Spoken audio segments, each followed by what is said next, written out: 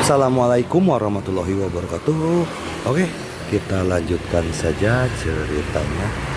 Babak 961, dunia habis. Melihat Ye Guan tidak mengelak, alis Chang He tiba-tiba berkerut, dan sedikit kegelisahan muncul jauh di dalam hatinya. Tetapi pada saat ini, anak panah itu ada di tali dan dia harus menembak hanya bisa digunakan. Aku akan mengabdikan seluruh hidupku untuk membunuh Ye Guan dengan satu pedang. Tetapi pada saat ini, pedang King Xuan di tangannya yang memancarkan kekuatan mengerikan tiba-tiba bergetar hebat, dan kemudian semua kekuatan itu menghilang tanpa jejak. Chang He langsung merasa ngeri. Saat dia hendak mundur, ruang dan waktu di sekitarnya tiba-tiba berubah menjadi jaringan ruang dan waktu yang aneh. Kemudian, pedang Yi yang tak terhitung jumlahnya menyerbu masuk dan menenggelamkannya dalam sekejap. Ledakan, area ruang dan waktu di mana Ye Guan dan Chang He berada langsung berubah menjadi lautan pedang. Melihat pemandangan ini, mata Dewa Cermin dan Dewa Jimat di kejauhan tiba-tiba terbuka lebar, dan hati mereka langsung terangkat ke tenggorokan. Berdengung, pada saat ini, seruan pedang tiba-tiba bergema dari lautan pedang, dan kemudian, lautan pedang berayun langsung ke arah sekitarnya. Ye Guan dan Chang He muncul di hadapan mereka. Wajah Dewa Cermin dan Dewa Jimat tiba-tiba berubah pucat seperti kertas pada saat bersamaan.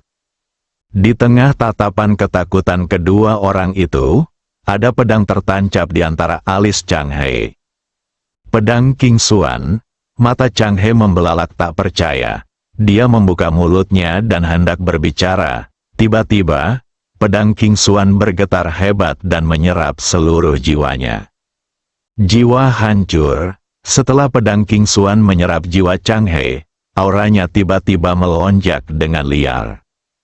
Ye Guan mengulurkan tangannya untuk memegang pedang King Xuan. Pada saat ini, dia merasakan pedang King Xuan sangat bersemangat. Kegembiraan yang tak tertandingi.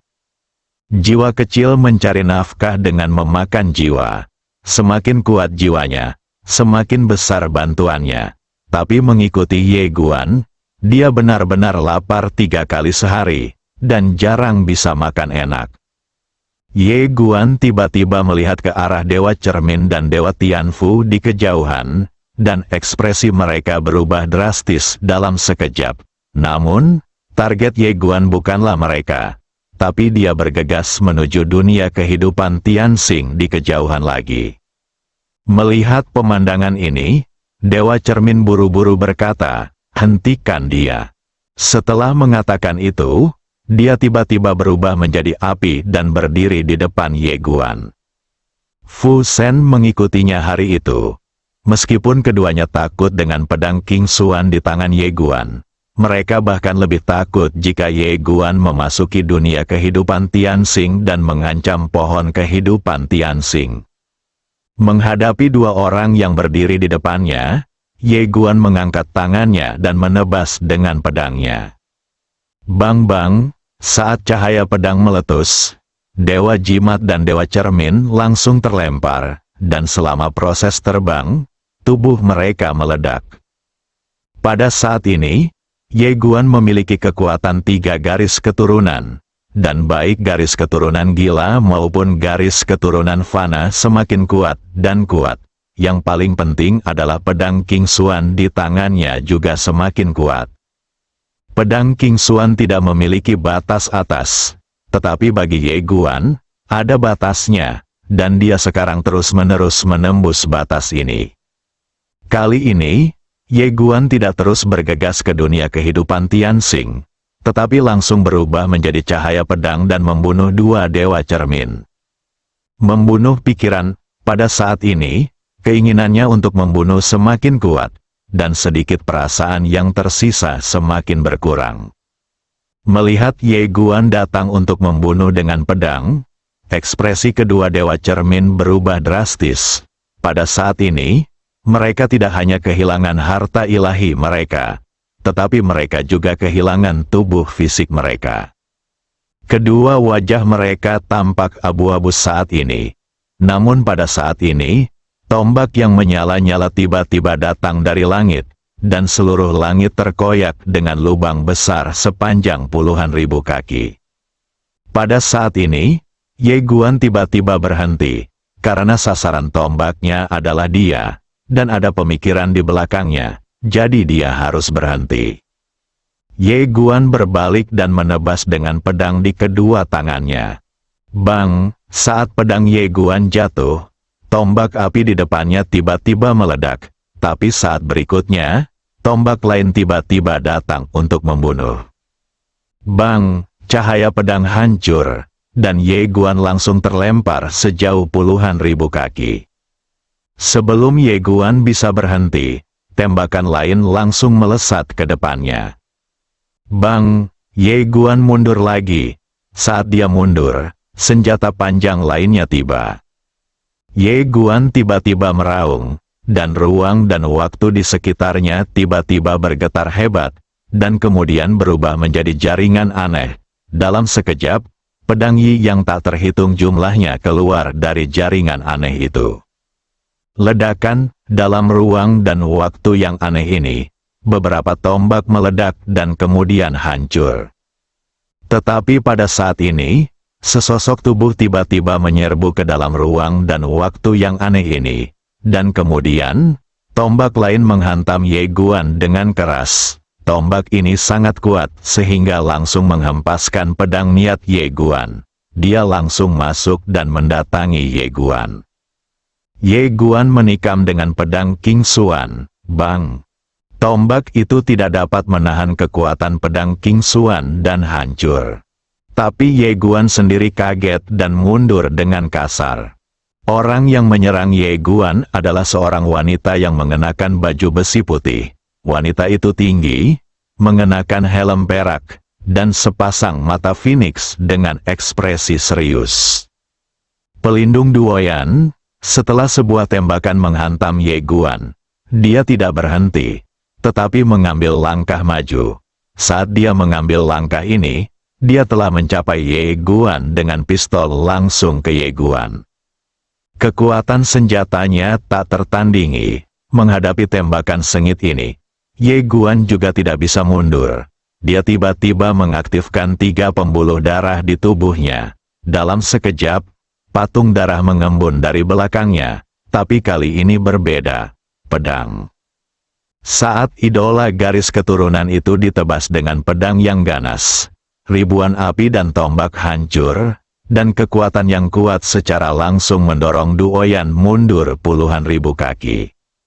Ye Guan meraung dengan marah, dan menebas patung garis keturunan di belakangnya dengan pedangnya. Saat pedang itu jatuh, sebuah lubang besar sepanjang ribuan kaki terkoyak langsung ke langit dan bumi. Menghadapi pedang Ye Guan yang menakutkan, Duoyan maju bukannya mundur, tubuhnya bergetar, dan berubah menjadi cahaya senjata api yang membubung ke langit. Bersikaplah tangguh, ledakan, dengan suara yang memekakkan telinga, seberkas cahaya senjata meledak dan berhamburan seperti kembang api. Tapi pada saat ini, di belakang Ye Guan, aura aneh tiba-tiba menyapu. Saat Ye Guan berbalik, dalam sekejap, cahaya dingin menerpa miliknya patung garis keturunan. Itu Daomang, Bang! Patung garis keturunan itu bergetar hebat, dan kemudian mulai retak. Hampir di saat yang sama, pedang api jatuh langsung dari atas patung garis keturunan itu, dan akhirnya menusuk patung garis keturunannya dengan keras. Ledakan, patung garis keturunan itu tidak dapat menahan kekuatan tersebut dan segera hancur, namun tidak menghilang, malah berubah menjadi darah yang tak terhitung jumlahnya dan mengalir ke tubuh Ye Guan. Saat ini, ada seorang wanita memegang pedang panjang dan seorang wanita memegang pedang panjang berdiri di sisi kiri dan kanan Ye Guan. Penjaganya bukan 1 orang, tapi 3 orang, ketiganya adalah Duoyan, Duoling, dan Duoqi. Saat ini, 3 orang mengepung Ye Guan dalam posisi segitiga. Tak hanya itu, banyak aura dahsyat yang memancar dari langit dan bumi sekitar. Ada semakin banyak orang yang berkuasa di peradaban Tianxing, dan mereka menjadi semakin kuat. Tidak jauh dari situ, mata Ye Guan tiba-tiba tertutup perlahan. Darah di sekitarnya terus melonjak dan mendidih. Pada saat ini, niat membunuh dan energi kekerasan di sekitarnya menjadi beberapa kali lebih kuat dari sebelumnya. Karena dia belum sepenuhnya gila dan belum bisa menyempurnakan keilahiannya sepenuhnya. Pada saat ini, Du Oyan, sang pemimpin, tiba-tiba berkata, "Bunuh." Begitu dia selesai berbicara, dia berubah menjadi cahaya tombak dan menghilang dari tempatnya. Hampir di saat yang bersamaan, Duo Ling dan Duo Qi juga menghilang dari tempatnya. Mereka berada pada pokok anggur yang sama, memiliki pikiran yang sama, dan keduanya adalah murid Dewa Tiangxuan. Oleh karena itu, ketika mereka bekerja sama untuk membunuh musuh, kekuatan tempur mereka jauh lebih tinggi daripada mereka yang berada pada level yang sama. Meskipun Ye Guan memiliki pedang King Xuan, mereka tetap tidak memiliki rasa takut sama sekali. Pada saat ini, Ye Guan tiba-tiba membuka matanya dan mengayunkan pedangnya. Diam dan diam, saat ini, dunia, ruang dan waktu seperti kertas terbakar, dengan cepat berubah menjadi abu. Mata ketiga penjaga juga tiba-tiba menyusut, karena mereka menemukan bahwa kekuatan mereka menghilang secara diam-diam pada saat ini. Hal yang paling menakutkan adalah masa hidup mereka telah berlalu setidaknya 30 juta tahun pada saat ini. 30 juta tahun, tapi Ye Guan tidak berhenti dan mengayunkan 3 pedang secara berurutan. Langit dan bumi habis, umur ketiga wanita ini kurang dari 90 juta tahun. Meskipun peradaban Tianxing merupakan peradaban tingkat 6 dengan umur yang jauh lebih lama dibandingkan peradaban biasa, mereka juga tidak mencapai keabadian. 3 pedang Ye Guan secara langsung memotong umur 3 wanita selama 90 juta tahun.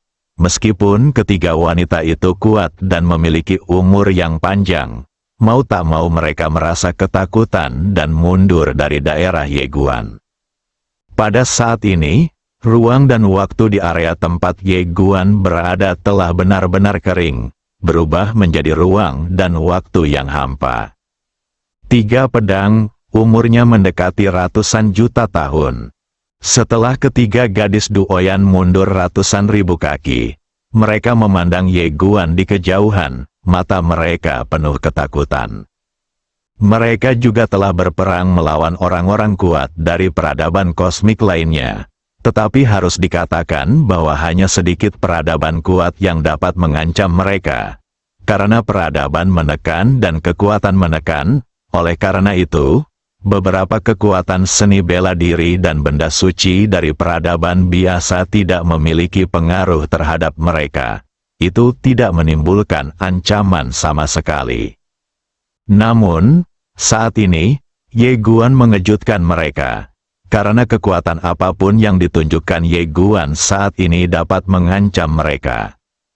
Garis keturunan, pedang, selain jaringan ruang waktu yang misterius dan aneh serta keterampilan pedang khusus yang aneh ini, kekuatan apapun dapat mengancam mereka.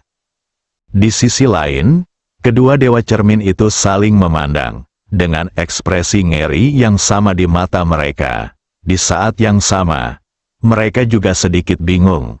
Bukankah mereka mengatakan ini berasal dari peradaban yang lebih rendah? Kekuatan dan objek ketuhanan ini bukanlah yang seharusnya dimiliki oleh peradaban yang lebih rendah. Faktanya, jauh di lubuk hati mereka, mereka telah dengan jelas menyadari bahwa pendekar pedang muda di depan mereka jelas bukan orang biasa yang beradab rendah. Tapi pada saat ini, ketika kedua belah pihak bertarung di level ini, ternyata tidak peduli yang mana yang beradab. Mari kita bertarung dulu.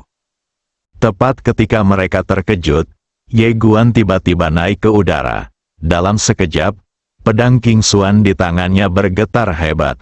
Kemudian, cahaya pedang merobek lapangan, dan akhirnya jatuh ke batas kehidupan Tianxing. Wajah pemimpin Duoyan tiba-tiba berubah. Mereka bertiga tidak lagi peduli dengan hal lain dan bergegas menuju dunia kehidupan Tianxing.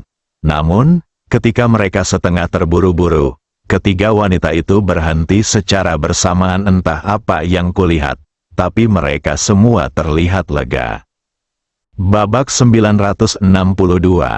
Aku berjanji padamu, surga bepergian di dunia kehidupan. Dunia kehidupan Tianxing dapat dikatakan sebagai tempat terpenting dari peradaban Tianxing. Bagaimanapun, kehidupan peradaban Tianxing lahir di sini. Seluruh dunia tidak terbatas dan hanya ada satu pohon kehidupan surgawi. Pohon langit kehidupan berdiri di tengah dunia, tingginya jutaan kaki. Dengan puncaknya mencapai kedalaman langit berbintang, mahkota pohon tampak seperti payung besar yang menutupi seluruh dunia. Di pohon ini terdapat buah-buahan, sebagian besar buahnya berwarna hijau dan ukurannya bervariasi. Ada yang sebesar kepalan tangan, ada pula yang sebesar semangka, ada yang warnanya berbeda-beda, ada pula yang berwarna merah. Namun, buah jenis ini sangat langka. Sepintas, Anda hanya bisa melihat satu dari puluhan ribu buah. Buah kehidupan, pohon kehidupan adalah fondasi peradaban Tianxing. Tanpa pohon kehidupan, tidak akan ada peradaban Tianxing. Oleh karena itu, tempat ini dapat dikatakan sebagai tempat terpenting peradaban Tianxing. Saat Ye Guan masuk, dia berhenti, karena tak jauh di hadapannya berdiri seorang lelaki parubaya. Lelaki parubaya itu mengenakan jubah putih. Di tangannya ia memegang sebuah buku kuno berwarna emas yang sangat anggun. Dan ribuan kaki jauhnya di belakangnya, ada ribuan pria kuat yang mengenakan baju besi emas berdiri di sana. Penjaga, pasukan pribadi Lord Tianxing. Masing-masing penjaga ini memiliki aura yang sangat kuat, dan masing-masing memiliki api langit tingkat tinggi. Mereka hanya melakukan dua hal dalam hidup mereka. Pertama, melindungi guru Tianxing. Tentu saja, dengan kekuatan guru Tianxing, mereka tidak perlu melindunginya sama sekali. Oleh karena itu, hanya ada satu hal yang tersisa, yaitu melindungi pohon kehidupan. Ribuan penjaga menatap Ye Guan di kejauhan, tanpa ada fluktuasi di mata mereka. Mereka semua dipilih dengan cermat dari pasukan utama. Ketika mereka menjadi penjaga, mereka berpengalaman dalam ratusan pertempuran dan bisa menghadapi mereka secara real-time. Manusia bisa tetap tenang. Ye Guan berdiri di kejauhan. Pada saat ini, aura di tubuhnya masih semakin kuat, terutama niat membunuh dan permusuhan. Itu telah mencapai tingkat yang sangat menakutkan, tetapi masih ditekan olehnya. Dia belum bisa sepenuhnya gila, karena dia masih punya satu hal lagi yang harus diselesaikan. Pada saat ini, Na Duoyan, Jingchen dan yang lainnya juga memasuki dunia kehidupan Tianxing. Mereka menatap Ye Guan di kejauhan, tanpa rasa jijik di mata mereka, hanya kesungguhan. Tentu saja saya semakin penasaran. Entah itu keterampilan pedang Ye Guan atau kekuatan darahnya. Itu bukanlah yang seharusnya dimiliki oleh peradaban yang lebih rendah. Terutama pedang dewa itu. Kekuatan yang ditunjukkan oleh pedang dewa itu benar-benar menakutkan. Dewa Cermin tiba-tiba memandang pria parubaya berjubah putih dan mengingatkan, "Pendeta, hati-hatilah dengan pedang di tangannya." Pendeta, dalam peradaban Tianxing, Lord Tianxing secara alami adalah yang terkuat, memiliki level tertinggi, dan memiliki kekuatan terbesar. Di bawah Lord Tianxing, terdapat satu paviliun, satu istana, dua istana, dan tiga istana. Perdana Menteri adalah yang utama, juga dikenal sebagai Menteri Dalam Negeri. Tuan utama adalah istana bagian dalam, dan istana pertama adalah istana dewa ini. Istana ini seperti departemen militer di dunia sekuler, yang mengkhususkan diri dalam urusan luar dan bertanggung jawab atas urusan militer. Kedua istana tersebut adalah Akademi Tianyun dan Akademi Tiangsuan, yang masing-masing dikendalikan oleh dua dewa. Akademi Tiangsuan terutama mempelajari seni bela diri, satu di bidang sastra dan satu lagi di bidang seni bela diri. Tiga aula tersebut adalah aula penjaga, aula eksekutif, dan aula penegakan hukum. Departemen-departemen ini adalah lembaga administratif utama peradaban Tianxing, tetapi kenyataannya lebih dari itu. Ada banyak departemen, tetapi kepentingannya masih jauh dari bisa dibandingkan dengan departemen-departemen ini. Nama pendeta di depan saya berasal dari rumah ilahi. Dia adalah pendeta di rumah ilahi. Ada 3 pendeta dan 1 pemilik istana di rumah ilahi. Setelah mendengar apa yang dikatakan Dewa Cermin, mata pendeta Jiwei tertuju pada pedang King Xuan di tangan Ye Guan di kejauhan. Pada saat ini, Ye Guan tiba-tiba mengangkat kepalanya perlahan, dan matanya tertuju pada pohon kehidupan Tianxing di ujung pandangannya. Ada banyak buah di atasnya, matanya yang seperti lautan darah, akhirnya memiliki warna yang berbeda. Melihat tatapan Ye Guan, ekspresi semua orang kuat dari peradaban Tianxing di lapangan menjadi gelap. Pohon kehidupan adalah objek ketuhanan tertinggi dari peradaban Tianxing. Bahkan jika manusia melihatnya sekilas, itu adalah penghujatan. Pada saat ini, Ye Guan tiba-tiba menoleh dan melihat ke arah Yinian di belakangnya. Meskipun jiwa Yinian tidak lagi terpengaruh, lukanya masih sangat serius karena ketika api langit memasuki tubuhnya sebelumnya, hampir sepenuhnya menghilangkan vitalitasnya. Jika bukan karena perlindungan Tuan Ta sekarang, dia akan hancur total. Ye Guan tiba-tiba menarik pandangannya. Dia mengangkat kepalanya lagi dan melihat ke arah pohon kehidupan Tianxing di ujung pandangannya di kejauhan. Najie juga sedikit menyipitkan matanya. Tentu saja, dia tidak akan meremehkan kultivator pedang di depannya. Mengapa pemilik ruang eksekusi mati? Itu karena kecerobohan dan meremehkan musuh. Pada saat ini, tangan kiri Ye Guan yang terbuka tiba-tiba mengepal. Klik, ruang dan waktu di sekitarnya tiba-tiba retak, dan dalam sekejap, ruang dan waktu dalam radius ratusan ribu kaki langsung berubah menjadi kotak-kotak kecil sebesar telapak tangan. Melihat pemandangan ini, ekspresi semua orang kuat di peradaban Tianxing tiba-tiba berubah secara dramatis. Ye Guan tiba-tiba mengambil langkah ke depan dan meraung, dan kekuatan misterius tiba-tiba menyelimuti seluruh ruang dan waktu di sekitarnya. Domain pedang menyatu dengan ruang dan waktu. Inilah yang dia sadari ketika menerima warisan. Di dalam warisan itu, dia berlatih selama hampir 30 tahun. Tiba-tiba, pedang niat yang tak terhitung jumlahnya di sekelilingnya keluar seperti hujan lebat. Tapi kali ini berbeda dari sebelumnya. Kali ini, pedang niat ini keluar dengan keterampilan pedang. Dunia bertahun-tahun, setiap pedang Yi memiliki umurnya sendiri. Saat dia menyadari pemandangan ini, mata pendeta Jie di kejauhan tiba-tiba menyusut, dan dia segera meraung, mundur. Menarik, setelah menerima perintahnya, penjaga di belakangnya segera mundur dengan liar.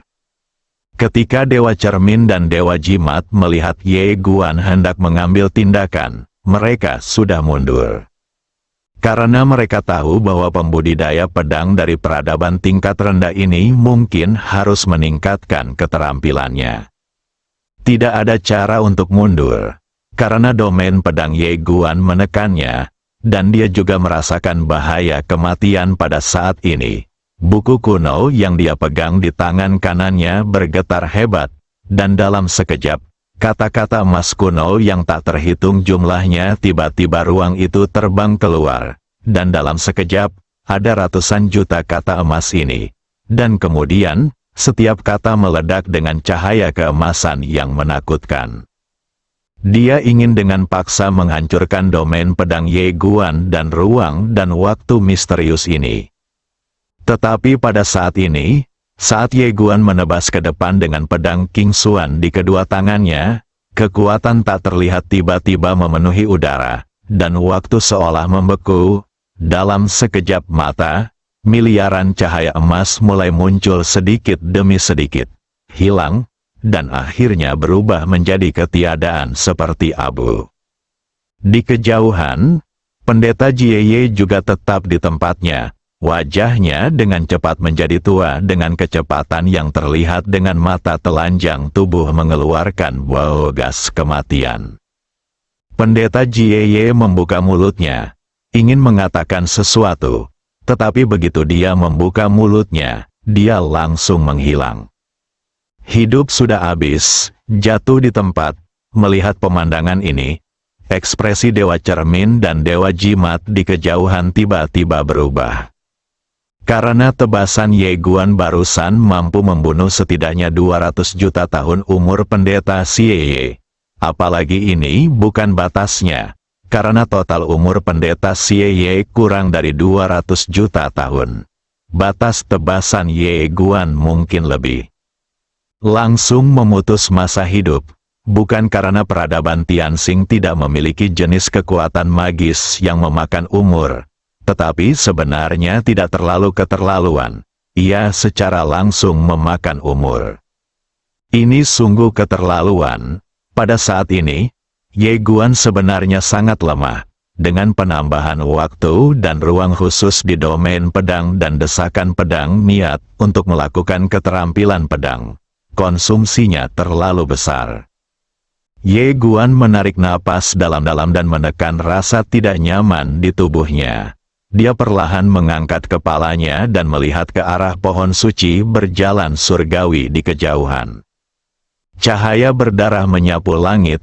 Melihat pemandangan ini, sekelompok penjaga di kejauhan tiba-tiba mengambil langkah ke depan. Saat berikutnya, api langit tiba-tiba terbang keluar dari tubuh mereka. Dalam sekejap mata, 1000 api langit langsung membentuk tombak yang menyala-nyala dan melesat ke arah mereka. Ye Guan membunuhnya dengan ganas. Bang! Begitu tombak api menyentuh pedang King Xuan milik Ye Guan, pedang itu bergetar hebat dan meledak. Tapi Ye Guan juga terguncang mundur puluhan ribu kaki jauhnya oleh kekuatan kuat yang terkandung di dalamnya. Begitu dia berhenti, ribuan penjaga di kejauhan tiba-tiba mengambil langkah maju lagi. Dalam sekejap, ribuan api keluar dari tubuh mereka, dan tekanan mengerikan melanda dunia dalam sekejap. Salah satu pengawal terkemuka tiba-tiba berteriak dengan marah, "Bunuh, ah!" Begitu suara itu turun, ribuan sinar api tiba-tiba meledak ke arah Ye Guan. Sebelum cahaya api tiba, api telah mengguncang Ye Guan hingga jatuh ke tanah dan mundur dengan keras lagi. Melihat pemandangan ini, Dewa Cermin dan Dewa Jimat di kejauhan sama-sama sedikit terkejut. Mereka tidak menyangka kekuatan para penjaga ini begitu menakutkan. Meskipun mereka adalah dewa utama, mereka belum pernah melihat para pengawal mengambil tindakan. Ketika mereka melihatnya hari ini, mereka tidak menyangka bahwa kekuatan para pengawal begitu menakutkan. 1000 penjaga tiba-tiba menghilang di tempatnya pada saat yang sama, dan dalam sekejap, ribuan pilar api langsung menuju ke Ye Guan di kejauhan. Di kejauhan, Ye Guan memegang pedang King Xuan di kedua tangannya dan menebas di depannya. Saat dia menebasnya, ribuan pilar api langsung terkoyak. Namun kekuatan mengerikan yang terkandung di dalamnya juga langsung mengguncangnya ke tanah dan mundur dengan keras. Darah terus mengalir dari mulutnya. Karena dia telah mengkonsumsi terlalu banyak sebelumnya, dia sekarang sangat lemah.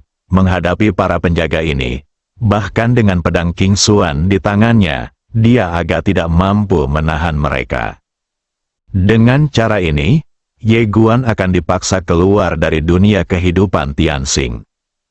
Pada saat ini, Yin Yan perlahan membuka matanya, tapi dia sangat lemah. Dia menatap Ye Guan, yang berlumuran darah di depannya, dan tertegun, lalu berkata dengan lemah, "Tuan." Tubuh Ye Guan sedikit gemetar, dan matanya akhirnya tidak lagi penuh darah, tetapi memiliki sedikit rasa kemanusiaan. Begitu dia memikirkannya, dia melingkarkan tangannya di leher Ye Guan, dan air mata mengalir.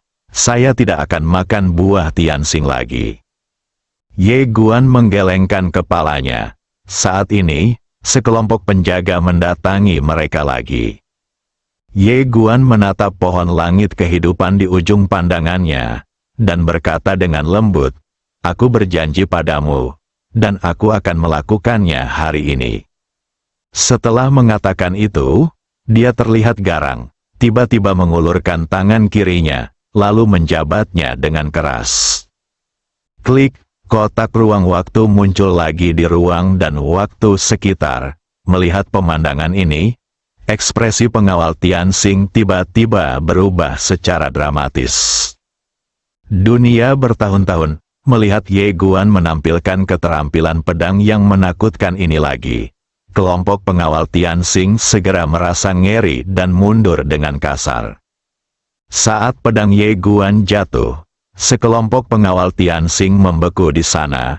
Api Tianxing di tubuh mereka menghilang bersamaan dengan kecepatan mengerikan yang terlihat dengan mata telanjang.